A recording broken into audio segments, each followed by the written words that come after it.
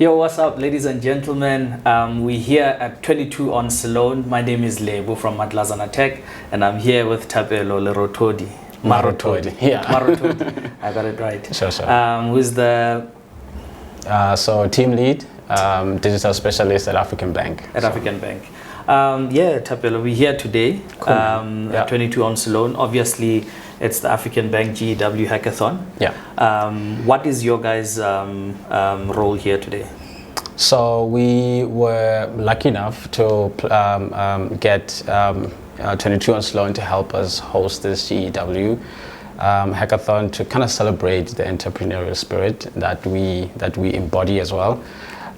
It was very important that we also just extend our need to start working with the communities and kind of bring the solutions that may come from society, but also see how we can enable that society to be a functional, to be economic hub that it is supposed to be.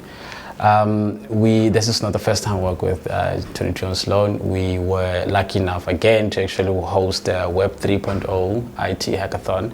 This was the beginning of October, which was kind of amazing because some of the hackathons hackathon participants that we're seeing also came from that experience. So it's been a great journey just to be here. So yeah. That's amazing, man. And I'm here as well. I see a couple of familiar faces in the crowd. Yeah. I wasn't at the Web 3.0 Okay. one. Yeah. And in terms of that one and this one, how would you say were some of the challenges in putting such an event together? I think maybe when we thought about the challenges that we could put to the participants, we were very cognizant of the fact that they also have been in hackathons before, but the challenges that we're going to put forward were such that we needed to stretch them, because we also take into consideration that technology has advanced. I mean, last year, 22 December, that was when we got introduced to the first AI that they put out there, and I think from there onwards, AI as well as maybe ML or maybe any other generative models that have been coming out has just been, wow, it can do that. Wow, did you know it can do that? So every time when we hear about the new advancements in AI has always been something that interested me as well. And then we thought, why not just do some work around this thing, as in this it kind of looks like a very much fast moving train. We need to catch a ride on this thing and then be able to just kind of start building in that space, because building at a time when other people have figured out how it works, it's already too late. Yeah. So when we put out those challenges, that's what we had in mind, and we thought it will also be a great experience for developers out there to kind of bring a sense of community around these new technologies.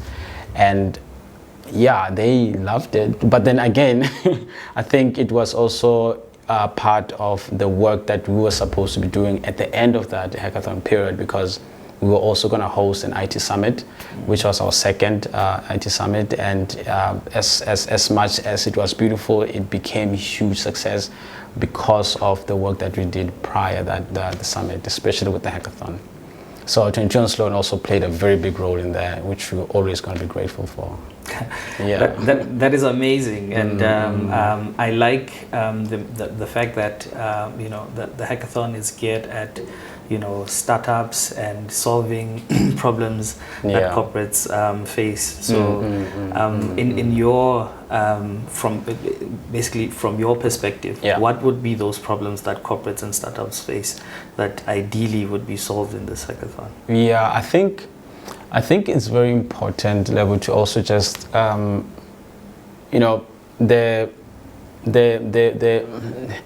the going understanding of organizations such as maybe where we come from, like African Bank, have always, especially maybe if you just name it as a bank, they come across as maybe institutions that extract value from our people, or maybe extracting value from our customers.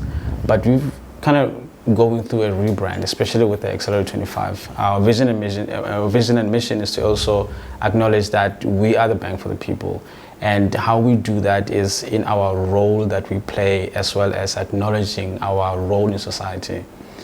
then that actually, brings us to become human with them, and also just make sure that we also are participating in our growth together. True. So we don't see them as customers anymore. These are the community that actually lives with us.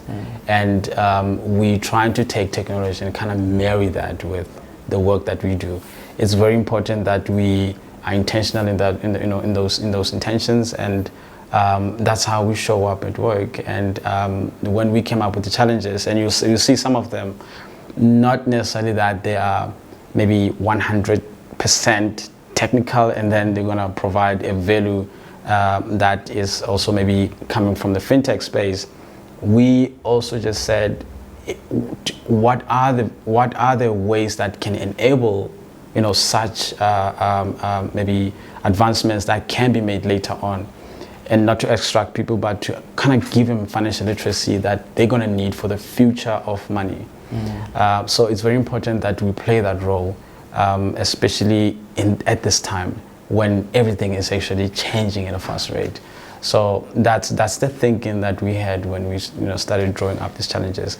And I'm very excited because we actually have made the challenges so broad enough so that many startups that are here will have plenty of choices to kind of see how they can enable our society, communities where they live in and where we also live in, to kind of become participants in this, economy that we so enjoy to be in as well. True. Yeah.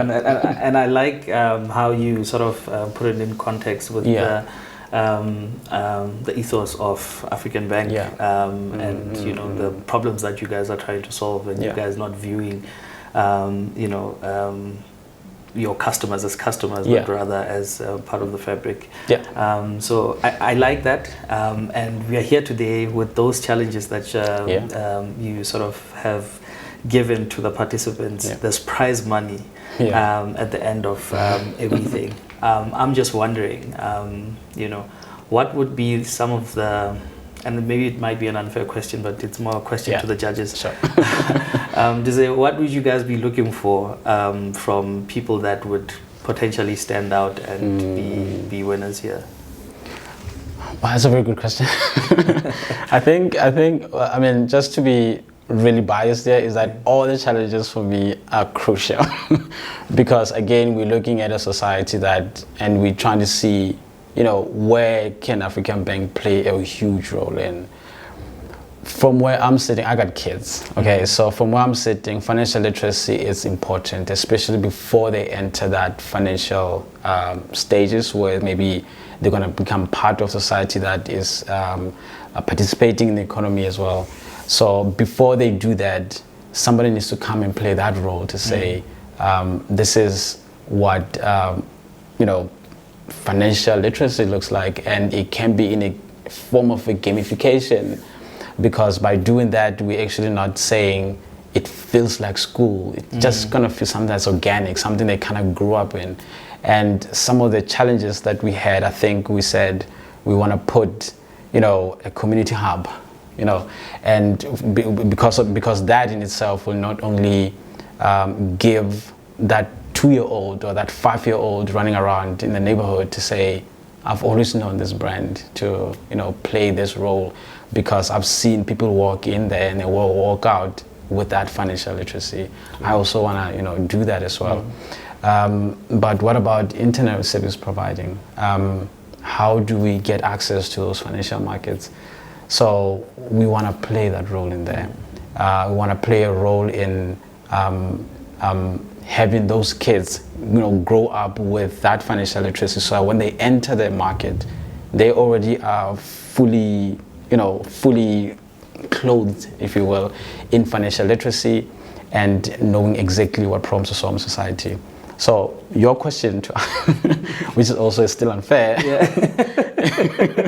I think maybe we're also looking at addressing, short-term goals, but I think most important to form those long-lasting partnerships with startups that are out there. So again, I don't want to be specific, but I think we will be looking at, or rather maybe the judges we'll be looking at short and long-term goals of maybe the winners who are on the floor today. That is awesome, Yeah. man. And for you listeners out there, the prize money is quite lucrative. It's literally a cash prize of 200,000 rand, which would be split 100,000 rand first prize, 60 second prize, and then 40,000 rand third prize. What does it mean for somebody that's here that's not winning? What would you say to them? You know? Like, yeah, so I was just saying your app was amazing. But we do not encourage people who lost to just maybe walk away with a sad face. We value every work that's put in to solve those challenges that we mentioned, because they are for society. And even if maybe you were not in the judges' final list, it doesn't mean that people cannot turn a blind eye to those promising applications. I know that with the partnership with 22 on Sloane, they had a very strict mandate that they put out there to say only these applications actually do matter, because they looked at their criteria and said, there's something here. So hence I say that the participants who are here today, they've got something to put on the table. And if it were up to me, that would probably just make everybody win. Yeah, true. I always look at it from community building, perspective, networking, beyond anything, learning a new skill, because you come in, partner with people that you don't know, and you get out of here learning a new skill, because majority said we wanted to code in X and you only know Y. Now you are forced to learn a new skill. I always look at it in that aspect for the people that don't necessarily, see the honeypot at the end of the rainbow. And you always find that even those that didn't win from previous hackathons, that you'd see them in popping up in other different hackathons as well. But I'm really looking forward to this hackathon. And we'll be here today, tomorrow, and Sunday. Cool. And hopefully we'll get to rub shoulders with you again. I'll be glad to have a chat with you guys. All right, thank you so much. I am looking forward to the whole experience. Thanks again, Lobo. No worries. Sure.